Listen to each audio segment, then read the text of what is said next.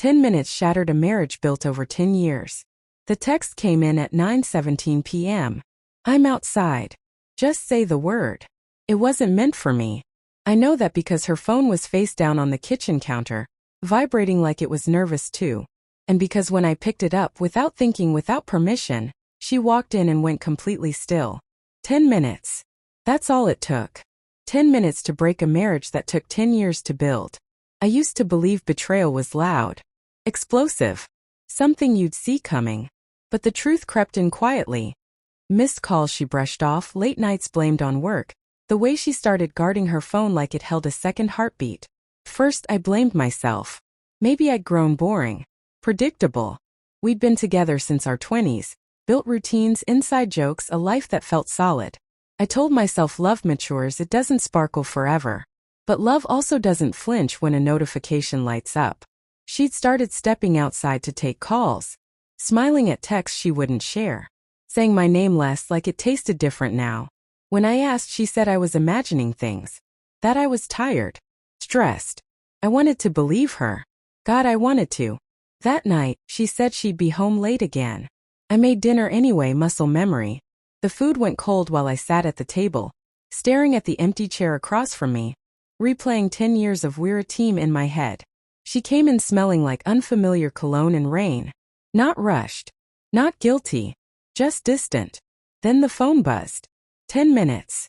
That's how long it took from the moment I picked it up to the moment my hand started shaking. There were messages. Not explicit. Worse. Familiar. Inside jokes.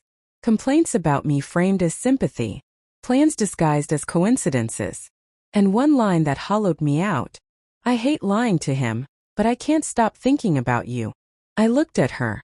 She looked at the floor. I didn't yell. I didn't cry. I asked one question and my voice didn't sound like mine. How long? She sat down slowly like her body already knew it was over.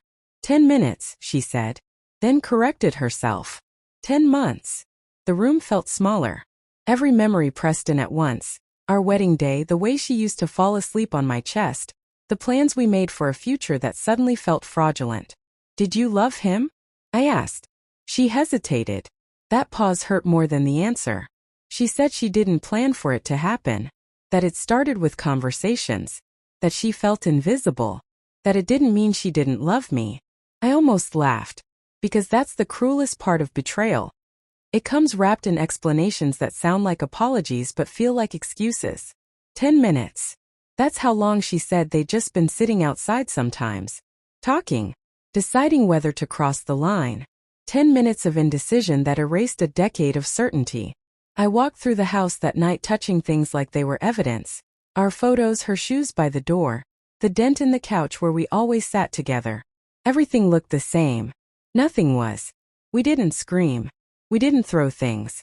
We cried in separate rooms like strangers renting the same grief. In the days that followed, I kept remembering small moments. The way she'd smile at her phone. The nights she said she was just tired. The distance I mistook for normal. Love didn't disappear instantly. That's the trap. I still wanted to protect her even after she broke me.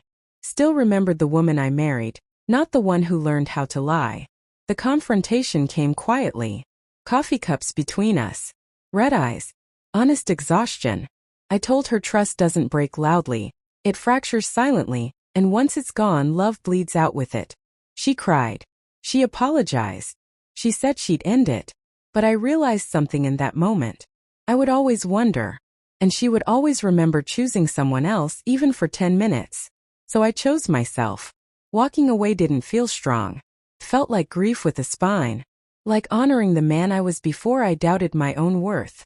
10 minutes shattered a marriage built over 10 years. But it also taught me this. Love isn't just about time invested. It's about what you protect when temptation knocks. And I will never again beg someone to choose me. Because the right person never hesitates.